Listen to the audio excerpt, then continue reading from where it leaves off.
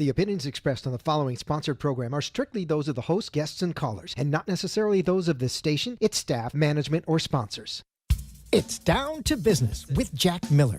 Forget what they teach you in school. This is real life, not Wall Street, but Main Street. He and his guests will answer your questions and provide you with valuable information. Stay tuned and join in the conversation. Follow them on Facebook at Jack Miller Down to Business or on Twitter at HJackMiller1. Hello, everyone. This is Jack Miller. I'm super excited to have Leigh Hershkovich with us today. Leigh is, and maybe I'm getting this wrong, I'll ask her, but she is an expert in SafeTALK and I hate to use the word suicide prevention, but really she deals with families and community leaders on how to deal with issues relating to this issue. Leigh, pleased to see you in person. The truth is disclosure, we've spoken on the phone many times and by email many times, and I feel like I've known you, but this is the first time I've virtually met you in person. Yeah, it is nice to put a face to the name. Well, with you, but with me, it's usually not. But no, in all seriousness, why don't you tell everyone what you do? Because I characterized it wrongly. And then I have like a million questions for you. And just start telling everyone what you do and maybe how you got involved with it. Okay, so my official title is that I'm a SafeTALK trainer. SafeTALK is the leading model in suicide alertness and prevention that is offered by LivingWorks, an internationally well-received program on suicide intervention, prevention, and alertness and awareness. I kind of came to this, in a backwards way. I've been the creative director at the Chabad Tea Network for 6 years, and always was passionate about mental health and, awareness around mental health, but never really had the background or didn't really know what I was, wanted to do with it. And then about 3.5 years ago, I had my first encounter with a teen who was experiencing thoughts of suicide, and I had no tools to be able to help her. It was at an event where there were many other adults present who, like me, didn't know what to do. And the best thing that I could offer her in the moment was, from what I knew, just, my instincts kind of kicked in, and I sat with her and I talked with her and I gave her an empathetic ear and I let her tell me about what was going on. And we ended up speaking actually over the course of that day for many hours. And after the event was over, I connected with the National Suicide Hotline. Actually, that was a suggestion from one of the Rebbitzins who was at the event. She saw that I looked a little frazzled after the conversation, and I said, well, she just, this girl just, confided in me that she's struggling, and I don't know what the next step is. So she suggested that I call the National Suicide Hotline. I did. I spoke to them about it. They gave me some suggestions on how to help the girl. Obviously, because she was under 18, I had to, involve her parents and make sure that they were on board with what the plan was going to be. But after that, I discovered LivingWorks and began my journey to become a SafeTALK trainer. It was a long process. I learned a lot along the way. And since then, in those 3 years, the skills that I learned through being a participant in the training and then also becoming a trainer myself helped me be able to impart those tools and those skills to dozens of other people, teenagers, adults, professionals. The first training I went to, there's two levels of certification to become a SafeTALK trainer. The first event that I attended was a 2-day seminar to get certified in the first level. Everybody in the room were mental health professionals besides for me. Therapists, psychotherapists, psychiatrists, and everybody told me the same thing. None of them had a formal training in suicide prevention or suicide first aid. And they were there like me to learn and gain the skills. And that's when I realized, and that's kind of where I've devoted my focus to now, is making sure that everybody has these skills and everybody has these tools. It's not just up to the mental health professionals or first responders or emergency room doctors to have these skills and have the potential to save a life. We can all do it. And that's really what SafeTALK is.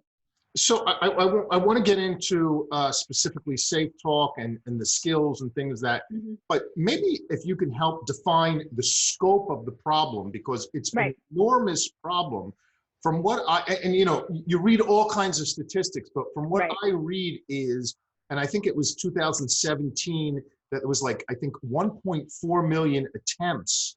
So Yeah. in my mind, I keep thinking 1.4 million attempts. So each attempt, I equate one attempt as 5 close people who affect them. You know, they have a mother, a father, a brother, a sister, kids, whatever. Yeah. So I'm thinking there's like 7 million people affected by this each year.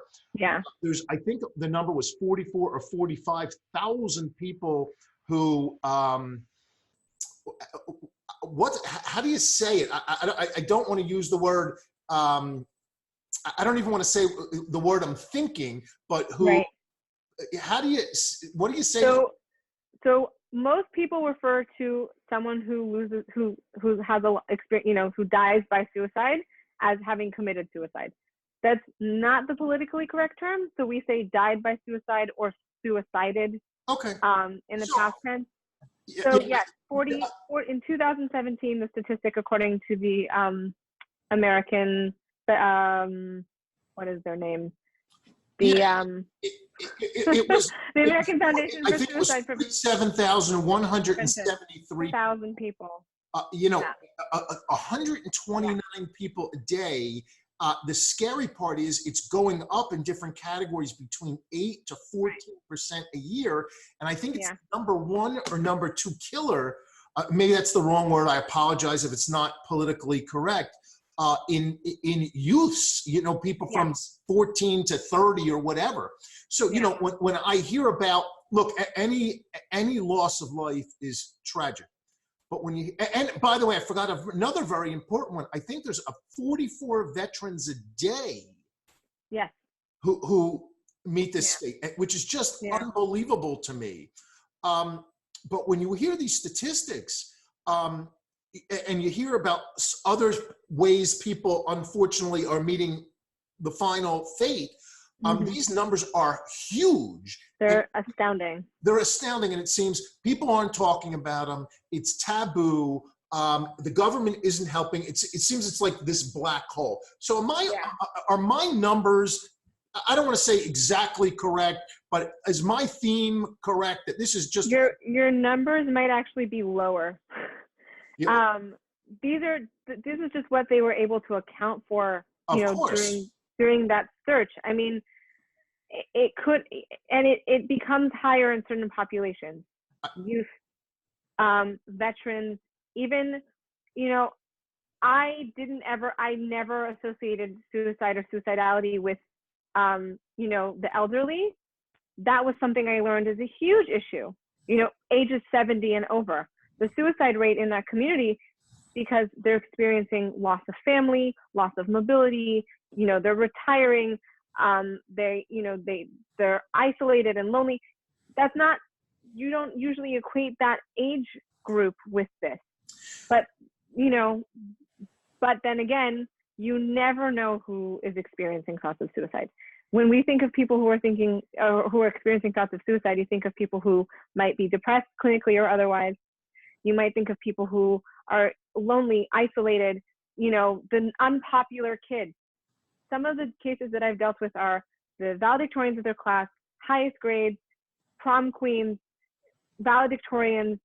It affects everybody. It affects the VP of a major company, and it affects doctors, and it affects veterans. It affects everybody.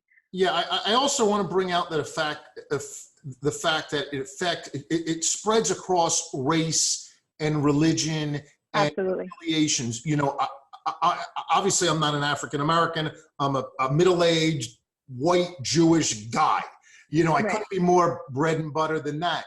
But the truth is, it affects my community and my family, and I know of plenty of people who fit in or are in my community who this is affected by. Absolutely. Spreads across everybody. Yeah, and I think, you know, one of the, and I think this is part of the fact that it's a stigma. We don't talk about it, so we assume that it only affects certain cultures or certain types of people. This is an issue that everybody's dealing with. You know, the middle class might be dealing with it differently than the, you know, upper class or the lower. Everybody, you know, but the examples that I've seen and the examples that I've been personally involved in, it crosses gender and age and race. It really, it's a pervasive issue. Why do you think this is such a stigma within the society? And before you answer that, I want to give you a little experiment that I actually did last week. I really am not a big Facebook poster. And when I post something on Facebook, it's really for a very specific reason. It's not just a random thought. Right. So the reality is how you and I know each other is because I've become involved with, I don't say with you, that sounds terrible, with helping. With this process, right. That's the process to get the word out. So I've tried to talk to people about it, and I noticed you can't talk to them about it. I've called to raise money, to bring awareness, and some of them will, but some of them you could tell it's tortured. So I posted one, I'm going to say Wednesday of last week, basically the statistics on suicide, what I'm doing to help. And I start off with, this is a serious matter. I'm taking this serious. I want to bring attention to it. Right. I wanted to see if anyone would say anything or any likes or anything. Okay, I waited. There was one comment and maybe 3 or 4 likes. Now, in my mind, okay, before I posted this, I knew the next night I was going to post something silly to see if I'd get a response. The next night, Thursday night, my nights may be off, but you get the point. I posted a picture of me holding a Ritz cracker with peanut butter and jelly. And I posted something like, at my age, this is pure heaven. A fresh Ritz cracker, creamy Skippy peanut butter, Welch's grape jelly. This is my perfect meal. And I must have gotten 50 likes and 50 comments. Right. And I did them both for a reason. Right. You were testing out. Yeah, you were testing it out. And I've tested out with Facebook different things before. So why is it that people aren't doing more, or why is it what's the issue here? It seems to me it's affecting so many people. This should be a national crisis. You don't hear it on the news. You don't hear it. And by the way, it's not unless it's a celebrity or a well-known. Look, and even then it's a 2-day story. Last year, I forget the fashion designer David Spade's sister. Kate Spade. I never heard of her before, but she met this Spade. I own a lot of things from her brand, so I'm familiar. It's tragic. But but what happens is it's on TMZ and it's on the news, but nobody is talking about solutions. And is it because are there solutions? I don't know. I'm just asking you. Right. Why do you think it's taboo? I'll start by saying this. I don't want to assign a global meaning to why it is or is not, but I'll say this. There's something so painful about the loss of life across the board, right? Death is painful. It's hard for us to deal with. It's a very difficult experience for us to go through when we lose someone we love, when we lose someone we know. How much more so when it's, it's like the decision to end their life was in their hands. There are a lot of, let me put it to you this way. True or false? The issue, the very, very pervasive issue of drunk driving, right? Now, everywhere you go, every billboard, if it's not don't drive drunk, it's don't text and drive, right? Those were 2 stigmas. Somebody would get into a car accident. Oh, but he doesn't drink. Oh, but he would never do that. And people were so, they felt so much shame over, that being a possibility that they kind of hid it away. And the same could be said for domestic abuse. We don't talk about it. It's painful. It's hard to look someone in the eye who's going through something like that and not kind of jump away from the emotions that we could be feeling. And I think with suicide, it's something similar. How hard is it to look someone in the eye who's lost someone to suicide and try to even come to any kind of understanding of what they're going through? And God forbid we should never know something like that. But I think, shame is very pervasive, and it's very deep, and it really hits you in the core. And the thing about shame is that the less we talk about it, the more it kind of sprouts up and the more it festers and the more it continues to bubble. But people don't know how to start the conversation. You know, when the conversation about helping people who are experiencing domestic abuse started, nobody wanted to talk about it. Nobody wanted to talk about it. Nobody wanted to touch it. If you would post something on Facebook, you know, if Facebook existed 20 years ago when the conversation about domestic abuse was starting, you would get no likes. You know, if the drunk driving thing, same thing. It starts, like the shame surrounding it, I think, is because people are afraid. They don't know how to talk about something that a lot of times hits close to home. There are so many people that I know that I didn't know had experiences of suicide in their own family, either that someone did take their own life or tried. And we don't want to talk about those things. We don't want to touch them, but I think the way to break it is to continue having the conversation. Everywhere I go, I'll get in an Uber, I'll be on an airplane, people will ask me what I do, and I say, I teach suicide prevention and alertness. Now, I'll tell you something. I was at a Shabbat meal this weekend. I'm going to be teaching probably about 10 workshops between now and November of this year. I'm very proud of the communities that are stepping up to do this training. I know it's a very hard topic for a lot of people to discuss, and I think it's incredible that they're stepping up to make this commitment. Now, I'm going to be in LA for a training Labor Day weekend. So there was a couple sitting across from me, and in all honesty, I was kind of waiting for the response that I knew was coming. So they asked me, oh, my friend who was sitting next to me said, how's the registration for the training going? I said, it's good. You know, we're getting the word out. We're posting flyers. We're doing everything. And this man who's sitting across from me says, oh, I have a sister who lives in LA. What kind of workshop is it maybe she'd like to attend? And I said to him, in all seriousness, I looked him in the eye, I said, it is a suicide alertness and prevention workshop. And he literally recoiled. I mean, literally. And said, oh no, she wouldn't want to go to something like that. Not because, God forbid, it's not a serious issue, not because he doesn't think it's important, but because there's so much shame around talking about something this painful that people's tendency is just to go like this. And so I think the conversation changes when we empower people with tools, which is what SafeTALK is. It's a series of tools. When we empower them with tools that help them feel like they're taking responsibility and that they can take action to make a difference, rather than just, you know, putting it out there that it's an issue. When you invite people to take initiative, they take initiative, is what I found over the years. Okay, well, look, we're doing this. We're going to invite a lot of people to take initiative. That's the point of this. So what kind of tools do you provide people at these SafeTALK workshops? Okay, so SafeTALK, the model is 2 words: safe, which is suicide alertness for everyone, and talk, which is the 4-step model of how to engage with someone who's thinking of suicide and getting them to additional help. The first is tell, T. The person tells or gives you signs that they are, you know, they're struggling with something. And tell it has 2 meanings. They're telling you in their own way, and you, by responding to them, are telling them that you're listening and are willing to engage with them. A is for ask, and this is probably they're all crucial steps, but I think the crucial part of this is that when you ask someone if they're thinking about suicide, you don't say, you don't skip around the issue.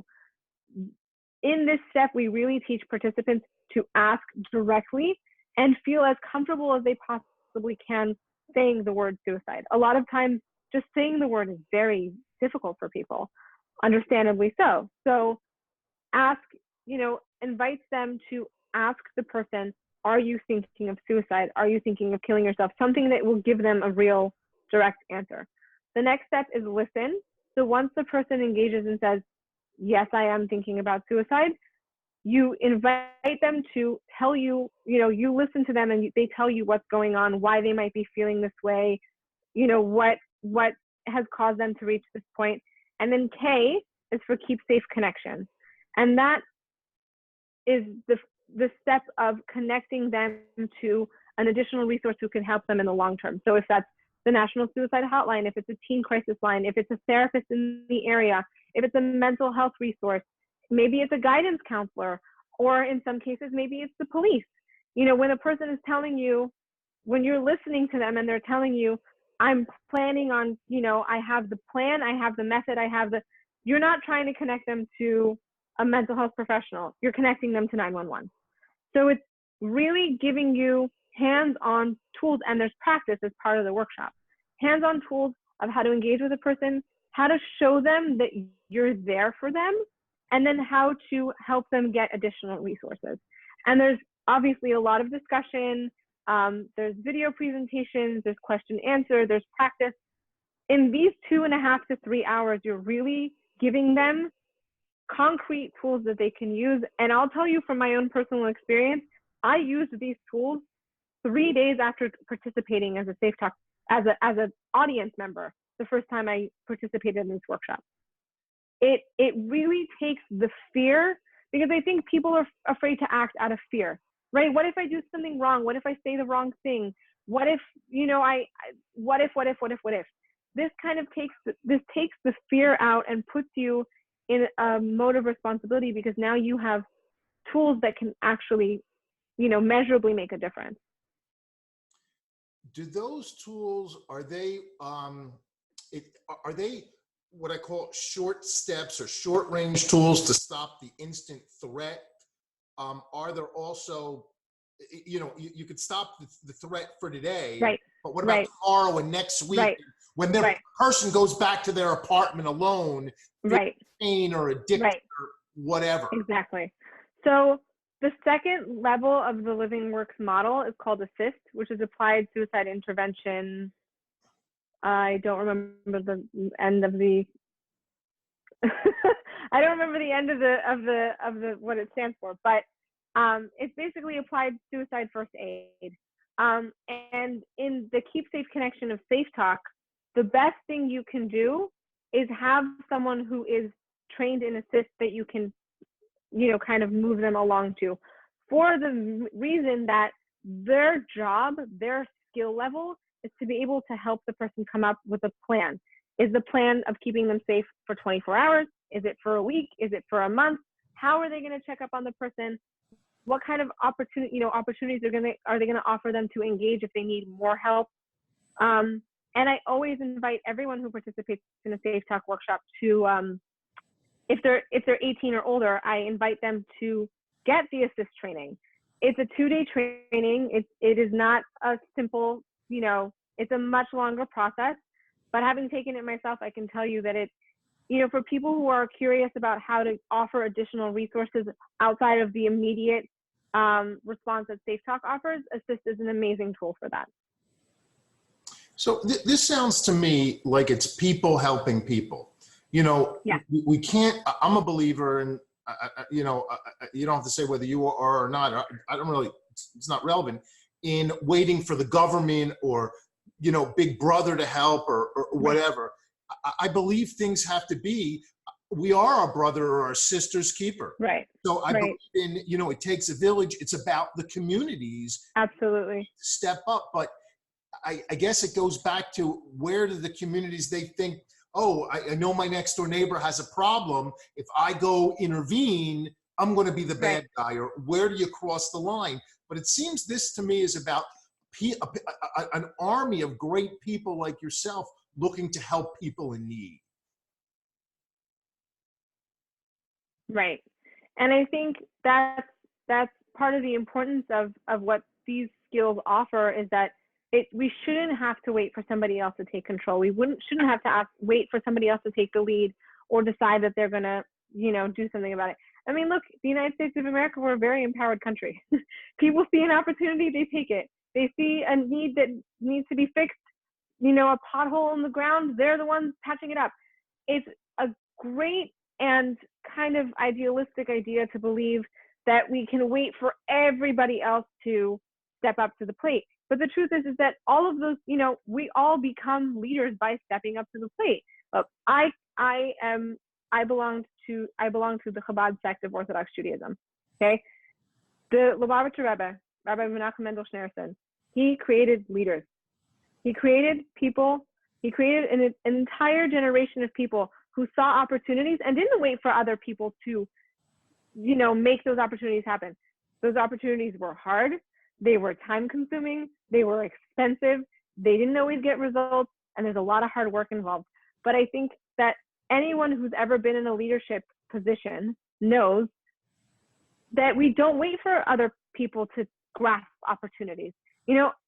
Look, when I started with this 3.5 years ago, I was nervous. I was worried. I didn't know what people were going to think. I didn't know if I was capable of it.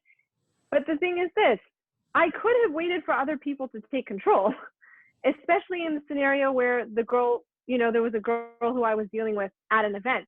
I could have waited for 10 other adults in the room to take control, and I'm not blaming them for not doing it. But in that moment, I saw an opportunity. I said, I can either do something about this or I can pretend that I don't see it.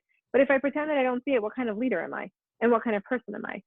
And I think at the end of the day, everybody's looking to be empowered. Everyone wants to be a leader in their own right, whatever that looks like to them. And I think this is one incredibly crucial key tool in being the leaders of this world, is looking out for each other. The same way that if somebody drowns, you see somebody drowning in a pool, you pull them up. You don't let them go, just, you pull them out of the water, and you either perform CPR or you find someone really quickly who can. And I think this is a form of emotional and mental CPR. So I agree, and you and I have had many conversations. Yeah, I drank the water. You could drink the water. Thank you. Marco Rubio gave us the cue, I think the last election cycle. We could drink our water. There you go. We can drink our water. That's right. The reality is you and I have had a goal, or we've talked about really bringing Safe Talks to every major community in the country over the next year, whatever.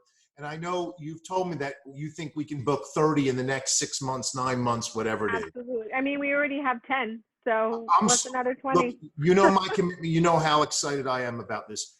But the purpose of this video is for, maybe we're going to send it out to people who are going to those Safe Talk seminars, or people who aren't going to be there. So what tips can you give someone who's watching this video now, today, tonight, without attending the Safe Talks, if they know somebody who is, who's in that state of mind? What can I do? What can you tell them? What should they do now?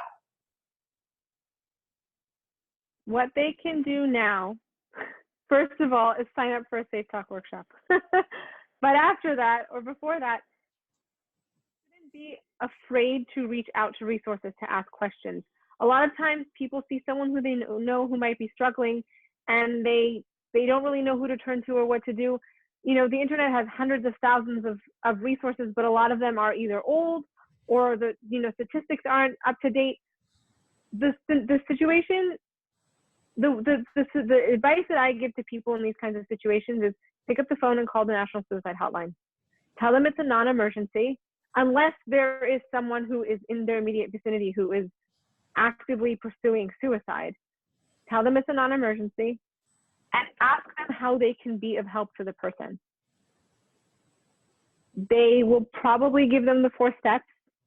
And I'm happy to go into the 4 steps in detail for anyone who's watching this who can't make it to a SafeTALK workshop in the near future, or who's trying to decide if this is the right thing for them.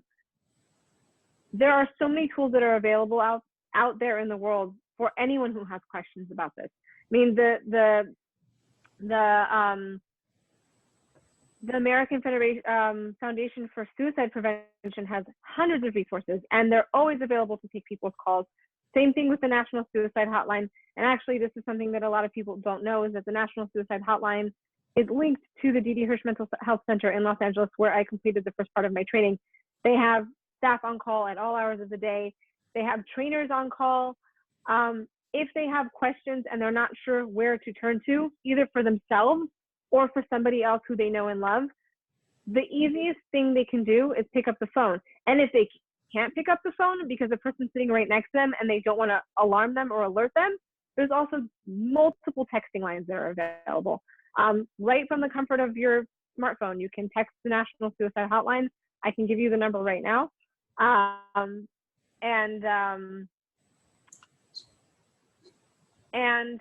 they can just make that quick connection. And if they see that what they're learning makes them curious to learn more, then I absolutely invite everybody to participate in a SafeTALK workshop or an assist workshop.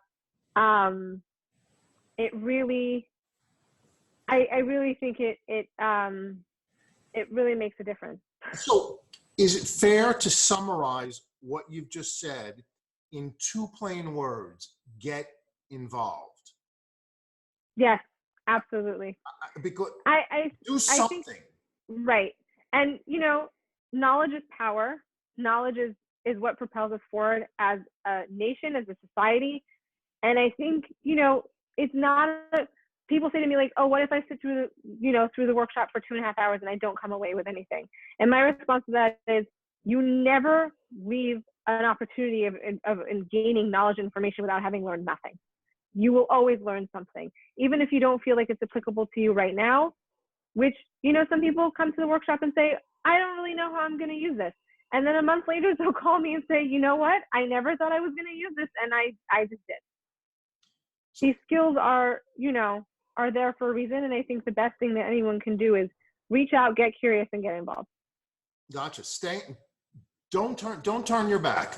Get Right. involved. Help the drowning person. That, whatever Right. it is, because whatever you do is better than nothing.